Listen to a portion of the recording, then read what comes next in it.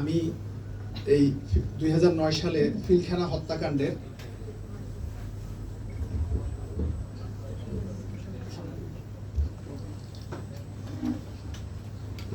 হত্যাকাণ্ডের যে অফিসারদেরকে নৃশংসভাবে হত্যা করা হয়েছে, ওইখানে একমাত্র আমার বাবাই এই হত্যাকাণ্ডের প্রতিবাদ করতে গিয়ে শহীদ হয়েছেন। আমি আজ শ্রদ্ধাভরে স্মরণ করছি পিলখানা হত্যাকাণ্ডের সকল শহীদদের এবং সেই সাথে স্মরণ করছি এই বৈষম্য বিরোধী আন্দোলনে যারা শহীদ হয়েছেন তাদের প্রতি। আমি একটু ওই দিনকার ঘটনাটা একটু বলি। আমি ওই দিন সকালবেলা 8টার সময় আমার ইউনিভার্সিটিতে পরীক্ষা ছিল, তা আমি পরীক্ষা দিতে বাসা থেকে বের হই। তখন আমার বাবাও যেহেতু দরবারে উনি কেন্দ্রীয় সুবেদার মেজরের দায়িত্বে ছিলেন, উনি আমার আগেই বাসা থেকে বের হয়ে যান। তা আমি পরীক্ষা দিতে থাকি। এমন 10টার সময় ইউনিভার্সিটির স্যাররা কথা বলছিল যে পিলখানাতে একটা গন্ডগোল হচ্ছে, মনে হয় ডিজি শাকিল সাহেবকে মেরে ফেলছে। তা আমি আর কিছু লিখতে পারলাম না, কারণ আমি তো ওইখান থেকে সকালবেলা বের হয়ে আসলাম, যে আমার কাছে মনে হয়নি যে না বিডিআরের সৈনিক বা অফিসারদের ভিতরে, কারণ আমার বাবা পিলখানাতে পোস্টিং হয়েছিল প্রায় 8 মাস আগে। আর আমরা ছোটবেলা থেকে বড় হয়েছি, অনেক আর্মি অফিসারদের ফ্যামিলির বাচ্চাদের সাথে আমি স্কুলে গেছি, আমার বাবা একসাথে চাকরি করছে, আমরা খুব ক্লোজলি আমরা বড় হয়েছি। তো ওই জায়গায় আমার কাছে মনে হয়নি যে না একজন সৈনিকের বা যে এখানে যে অফিসাররা এসছে এদের ভিতরে এই টাইপের ইয়ে হবে। তো আমি বসে বসে স্যারদের কথাই শুনছিলাম। এর কিছুক্ষণ পরে আমার ক্যাম্পাসটা ছিল ধানমন্ডিতে, তো আমাদের ক্যাম্পাসের গেটে তালা মেরে দিয়েছে যেন আমরা না বের হই। তো এই পরীক্ষাও শেষ, বের হয়ে আমি বাসায় ফোন দিলাম। আমার বাসা থেকে জানালো যে বাসায় আমার ছোট বোন ছিল, ও তখন ক্লাস 6-এ পড়তো, আর হলো একটা কাজের ছেলে ছিল। আমার আম্মা 1 সপ্তাহ আগে গ্রামের বাড়িতে গিয়েছিলেন। তো ওরা আমার ছোট বোন জানালো যে কয়েকজন জওয়ান মুখে বাঁধা, আপনার লাল যে কাপড়টা বাঁধা, ওরা আব্বাকে কাঁধে করে আমাদের বাসার সামনে দিয়ে নিয়ে গেছে। আমাদের বাসাটা ছিল হলো দরবার হলের পিছনে SM কোয়ার্টারে। তো এখন ওকে বলছে যে MI রুমে নিয়ে যাচ্ছে, যে ওনার পায়ে গুলি লাগছে, ওকে আর বাসা থেকে বের হতে দেয়নি। পরে আমার বড় বোনের সাথে কথা হলো, আমি ওদের সাথে মানে এক পর্যায়ে রাগ হয়েছি যে বাবা হয়েছে, তোমরা তাহলে বাসায় কেন? এরপরে বিভিন্নভাবে যোগাযোগ করতে চেষ্টা করছি, আমরা আর যোগাযোগ করতে পারিনি, আমার বাবার নাম্বারে আর কল ঢুকে নাই। তো এর ভিতরে এই সারাদিন আমি তখনও ক্যাম্পাসের ভিতরে, তো আপনার তখন ক্যাম্পাস থেকে আমি বের হয়েছি। বের হওয়ার পরে আমার বাসা থেকে বিভিন্ন জায়গা থেকে ফোন করলো যে তুমি যে বিডিআর এর ছেলে, তুমি যেন বাহিরে না বলো যে তুমি বিডিআর এর ছেলে, এই পরিচয়টা তুমি না দাও। তো তখনও তো আমরা বুঝতেছি না যে আসলে কি হয়েছে। তো এর ফাঁকে বাসায় আরো কয়েকটা গ্রুপ আমাদের বাসায় গিয়ে বাথরুমের সিলিং, আপনার খাটের নিচে বিভিন্ন জায়গায় আমার আব্বাকে খোঁজ করছে। তা আমার ছোট বোন, ও ক্লাস 6-এ পড়ে, ও আর বুঝে নাই, যেহেতু আপনার বিডিআর এর বিভিন্ন জায়গার গুরুত্বপূর্ণ স্থাপনার, কোর্টের, লকারের বিভিন্ন জায়গার চাবি কেন্দ্রীয় সুবেদার মেজর হিসেবে আমার বাবার কাছেও ছিল। তো তখন আমার ছোট বোন সহ ওই গ্রুপটা সহ ওরাই চাবি বা বিভিন্ন জিনিসগুলো খোঁজ করছে, ও তার এত জিনিস বুঝে নাই। পরে বিকালে ধানমন্ডি লেকের দিকে ছিলাম, তখন সরকার 144 ধারা দিল। আমি একটু বিক্ষিপ্তভাবে বলছি, কারণ ওই দিনের ঘটনা তো হয়তো আপনারা মানে একটু বিরক্ত হতে পারেন। তো পরে আমি আমাদের বড় বোনের বাসায় যাই, এর ফাঁকে আমার মা বাড়ি থেকে রওনা করে। এখন আমরা তো কোনোভাবেই বুঝতেছি না যে আসলে বিডিআর এর সাথে সেনাবাহিনীর এই টাইপের একটা গন্ডগোল জীবনেও হইতে পারে। কারণ আমার বাবা ওই দিন দরবারের শেষে রাতে টাকটুসো হওয়ার কথা, আপনারা এখানে শহীদ পরিবারের সবাই জানেন।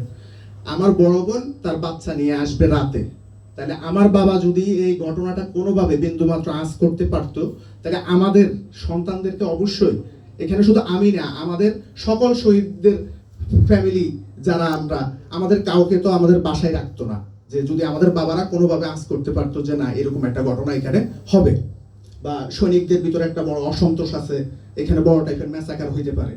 তা আমার বোনের রাতে আসার কথা, তো এর ভিতরে আমার মা আসলো। তা আমরা প্রথম 2 দিন টিভির সামনেই ছিলাম, যেহেতু আমার বাবা কেন্দ্রীয় সুবেদার মেজর। আমার বাবাই যদি বিডিআর এর যে টিমটা ছিল ওইখানে তো উনি থাকার কথা, যেহেতু আমরা প্রথম দিকে দেখছি যে এটাকে ডাইলবাতের একটা ইস্যু দিয়ে আমাদের সেনা অফিসার, সেনাবাহিনী এবং আমাদের শহীদদের যেন অসম্মানিতভাবে আমরা এই গত এত বছর আমরা কিন্তু অসম্মানিতভাবেই পার করছি, যে হ্যাঁ ও তোমার বাবা অমুক কারণে শহীদ হয়েছে বা অমুক কারণে অমুকরা মেরে ফেলছে, কিন্তু এটা একটা ভুল জিনিস এস্টাবলিশ করা হয়েছে।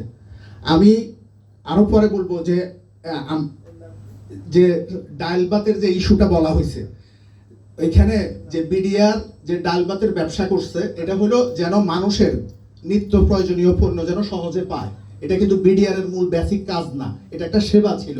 ওইখানে যদি যে টাকাটা প্রফিট করছে বিডিআর, ওই টাকাটা যদি ভাগ করতো তাহলে ওই টাকাটা হয়তো আপনার হয়তো 4-5 হাজার টাকা করে পেত একজন সৈনিক। আমরা সবাই আমরা কোনো না কোনোভাবে সবাই চাকরি করি। আপনারা বলেন যে আমরা কি কখনো আমাদের ঊর্ধ্বতনকে এইভাবে নৃশংসভাবে আমরা হত্যা করার কথা কিনা এই 4-5 হাজার টাকার জন্য? এইভাবে আমরা কি আমাদের ঊর্ধ্বতনকে কখনো জোর করেও কি আমরা কথা বলতে পারি? আর ওইখানে এইভাবে একজন মানুষকে মেরে ফেলে যেভাবে নৃশংসভাবে হত্যা করা হয়েছে, গ্রেনেড দিয়ে খুঁচিয়ে নষ্ট করা হয়েছে, পুড়ে ফেলা হয়েছে, এটা কখনোই ডালবাতের আন্দোলন ছিল না। এটাকে সেনাবাহিনীকে, যেসব অফিসাররা শহীদ হয়েছে তাদেরকে অসম্মানিত করার জন্য এই জিনিসটা ইস্টাবলিশ করা হয়েছে তখন বিভিন্ন মাধ্যমে। পরবর্তীতে আমার বাবা কিভাবে শহীদ হয়েছে, এখানে আমাদের কামরুজ্জামান আঙ্কেল আছেন, ওনার একটা স্টেটমেন্ট এবং বিভিন্নভাবে আমরা জানতে পারি যে তখন যখন গন্ডগোলটা শুরু হয়েছে, ডিজি মহোদয় আমার বাবাকে বলছে যে এসএম সাহেব, সৈনিকদের যে এত অসন্তোষ সেটা তো আমি জানি না। আমার বাবাও জানবে কিভাবে, কারণ এটা কোনো লিগ্যাল যুক্তি ছিল না। তখন আমার বাবাকে এবং মেজর জাইদি সাহেবকে পাঠানো হয়েছে, যে আমার বাবাকে বলছে যে যেহেতু আপনি কেন্দ্রীয় সুবেদার মেজর, আপনি ওদের সিনিয়র, ওরা আপনার কথা শুনবে। আমার বাবা তখন ওইখানে হ্যান্ড মাইকে অনেক চেষ্টা করছে যে এই সৈনিকদেরকে থামানোর জন্য। তাদেরকে বলা হয়েছে যে তোদের কোর্ট মার্শাল হবে, তোরা অফিসারদের অ্যান্টিতে কথা বলিস না, এই বিভিন্নভাবে উনি মোটিভেট করার চেষ্টা করছে। কিন্তু পরবর্তীতে আমার বাবাকে তার এই বাহিনীর এই যারা বিপদগামী ছিল, সবাই ছিল না, হয়তো হাতে গোনা কয়েকজন ছিল, ওই সৈনিকরা আমার বাবাকে লোহার স্ট্যান্ড দিয়ে পেটের মধ্যে বিভিন্নভাবে ক্ষত বিক্ষত করে পরে ব্রাশ ফায়ার করে আমার বাবাকে হত্যা করে। আপনারা হয়তো অনেকে এই জিনিসটা জানেন না। আমরা কখনো এই কথাগুলো বলার সুযোগ এবং সাহস আমরা এই বাংলাদেশে পাই নাই। এরপরে যাই হোক, পরবর্তীতে এই ঘটনাটা যখন উঠে আসলো তখন আমার বাবাকে শহীদ ঘোষণা করে 6 মাস পরে অফিসারদের স্টেটমেন্টে, এবং আপনাদের মিডিয়ার যে গণমাধ্যম কর্মী ভাইদের লেখনির কারণে সরকার আর এই জিনিসটাকে হাইড করতে পারে নাই। এরপরে 6 মাস পরে আমার বাবাকে শহীদ ঘোষণা করে। আমরা এই যে আজকে যে বৈষম্য বিরোধী আন্দোলন হয়েছে, আমরা গত 2009 সাল থেকে এই 15 বছর আমরা বৈষম্যের শিকার হয়েছি। আমরা কিভাবে বৈষম্যের শিকার হয়েছি? আমার বাবাকে এতভাবে জানার পরেও আমার বাবাকে 6 মাস পরে শহীদ ঘোষণা করছে।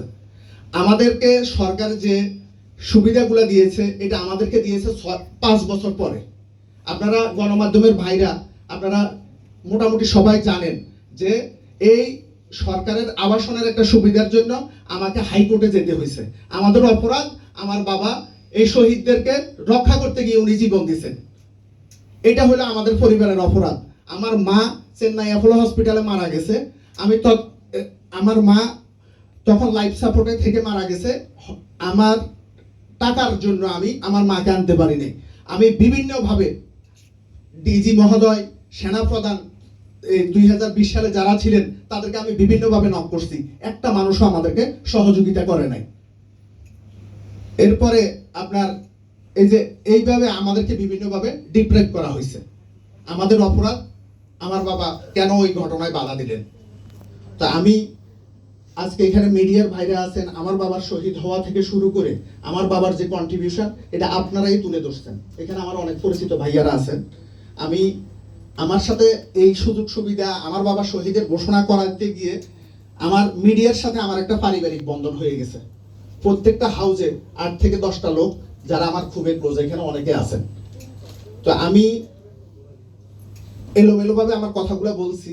তা আমি একজন বিডিআর এর সন্তান হিসেবে আমি বলবো যে এই ডাল ভাতের গল্প বলে আপনারা আমাদেরকে, আমাদের বাবাদেরকে, আমাদের প্রাণপ্রিয় সংগঠন বাংলাদেশ সেনাবাহিনীকে আর ছোট করবেন না।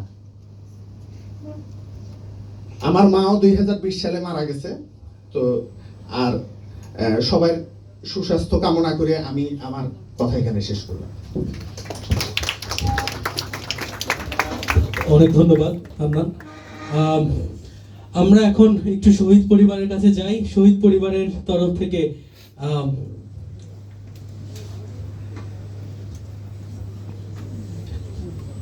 শহীদ পরিবারের কোনো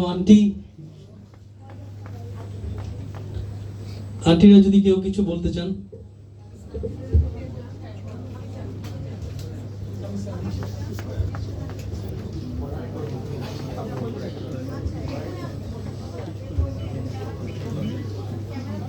আন্টি, আপনারা যে কথা বলবেন একটু যদি সামনে আসেন তাহলে খুব সুবিধা হয় মিডিয়ার ভাই বোনদের জন্য।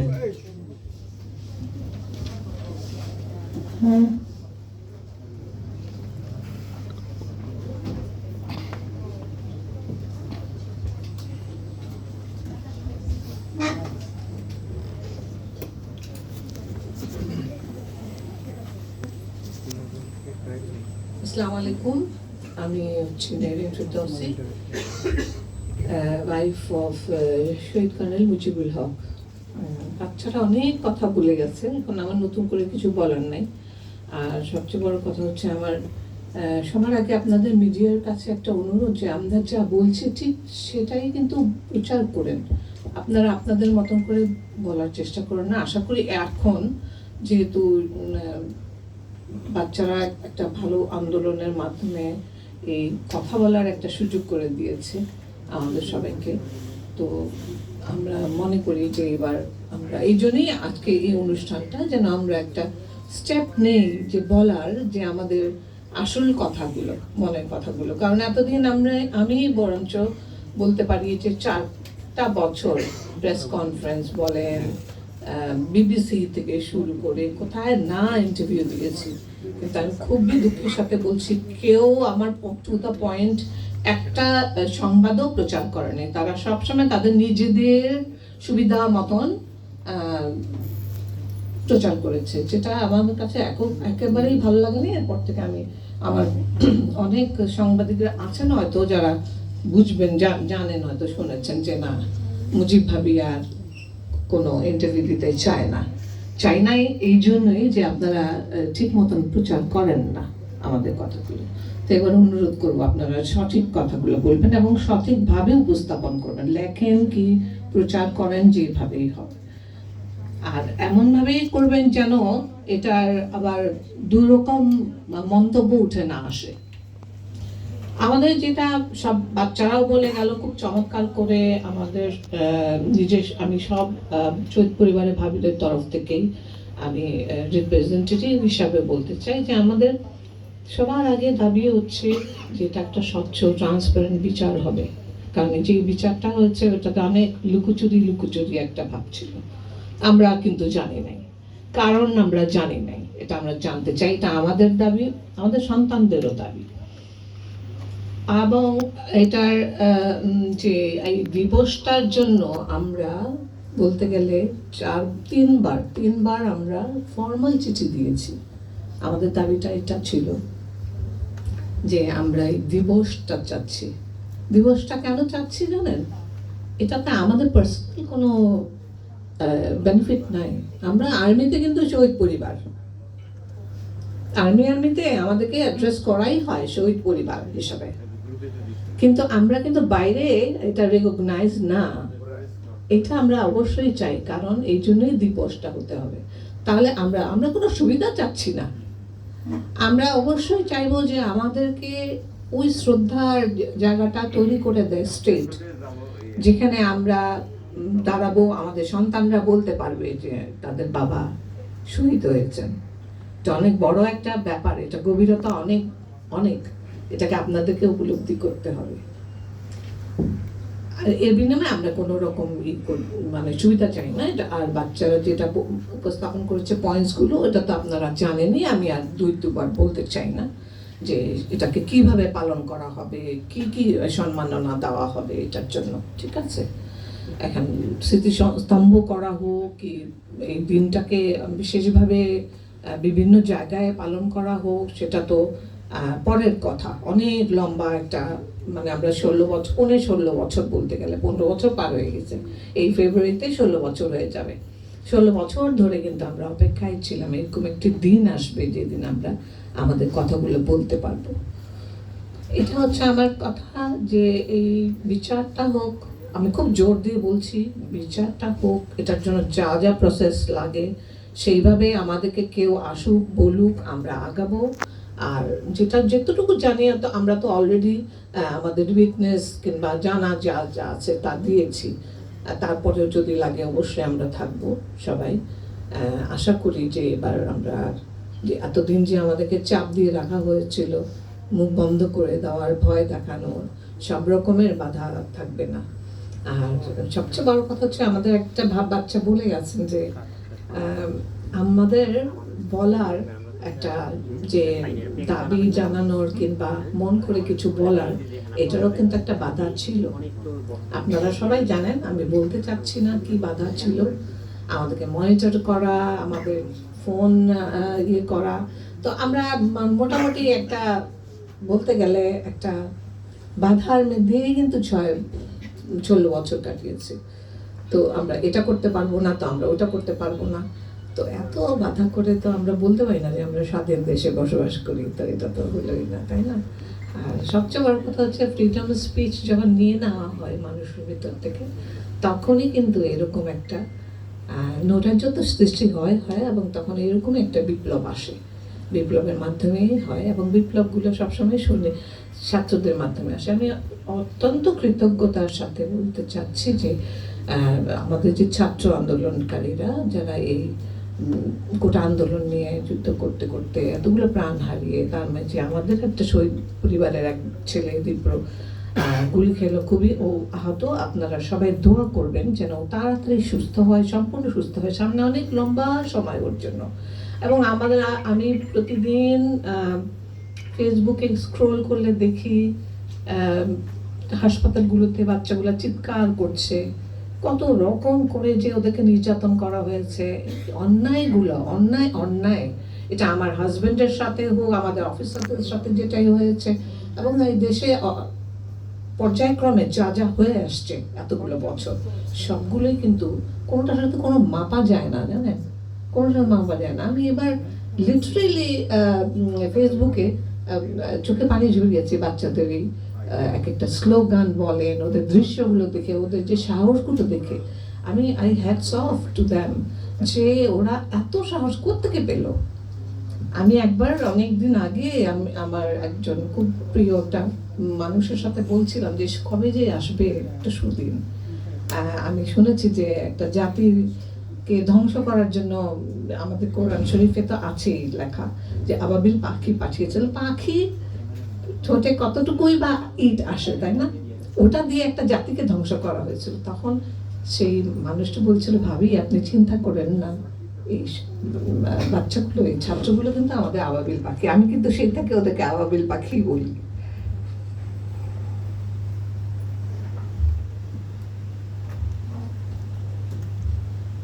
সবার সুস্থতা কামনা করি, সবাই তাড়াতাড়ি সুস্থ হয়ে আসুক।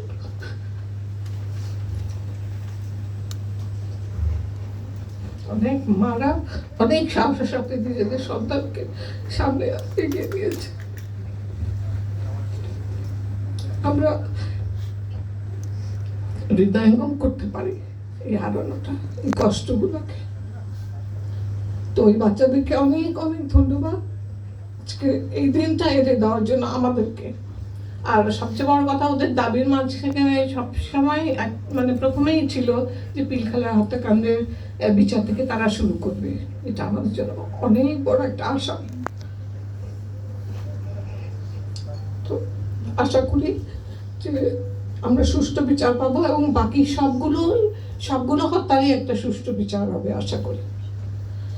সরি, আমি অনেক চেষ্টা করে আসছিলাম যে ইমোশনাল হব না, বাট হয়ে গেছি। কারণ বাচ্চাদের বেলায় না আমরা মারা খুব মাই, এটা আমার বাচ্চা হোক কে অন্য বাচ্চা হোক, আমাদের সবার মনের মাঝে একটা মা থাকে।